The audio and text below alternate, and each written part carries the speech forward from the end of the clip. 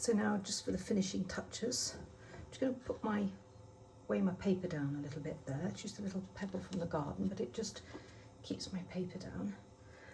Then I'm going to do just the centre of this flower. So I'm going to stipple, and I'm just going to imply, because I quite like it quite diffused. I don't want to put too much. It is a flower in the background after all, and I want to create sort of the centre somewhere there. So as I start to stipple, if I think actually that's a little bit dark, I'm just implying, literally just implying that there's a centre there. That's it. Nice and pale. It's just a suggestion. And the next section is this bit. I'd really just like to do a little bit of work on that. And that's going to be some stippling. And I'm going to protect my flower with my little scraps of paper.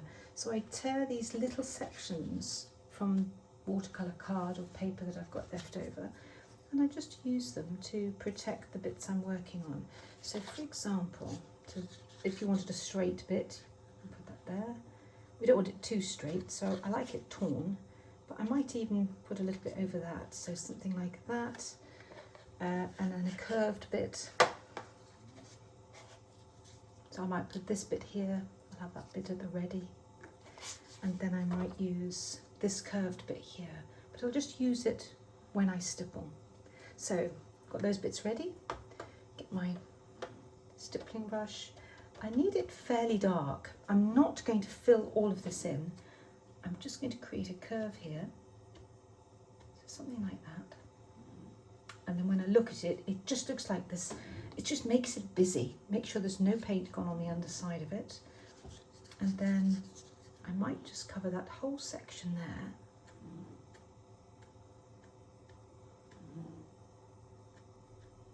Yep, I quite like that. And then it's literally a question of just covering up the bits you don't want the paint to go on. I'd like to get rid of that white.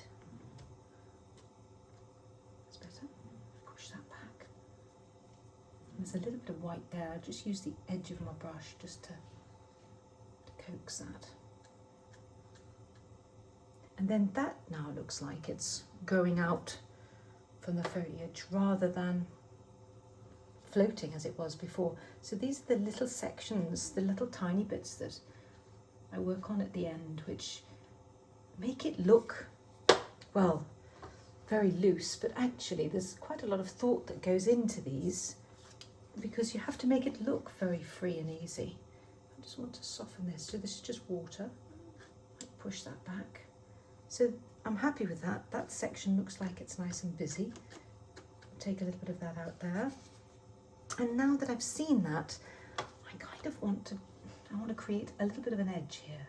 So with my brush, I'm just going to get rid of that. I don't need it all. That little bit's okay. I don't need to go all the way around it, but you just look at it, get rid of the little tiny white bits that you don't want. So I might want a little bit of dark here. And these really dark bits can be quite helpful. So just little bits of dark. So I'll drop in a little bit of dark here. So just with the tip of the brush, just tiny bits. And that really is kind of all you need, these tiny little embellishments, not too much. It's the contrasts that's going to make it the most interesting. Just do that. And if you feel that there's too many veins or you want to diffuse a section, you just go for the top. Okay, so you can keep going for ages. It's one of those things that you have to tell yourself, right, that's it. I'm going to leave that now. I'm happy with it. Otherwise, you can just keep going on and on and on.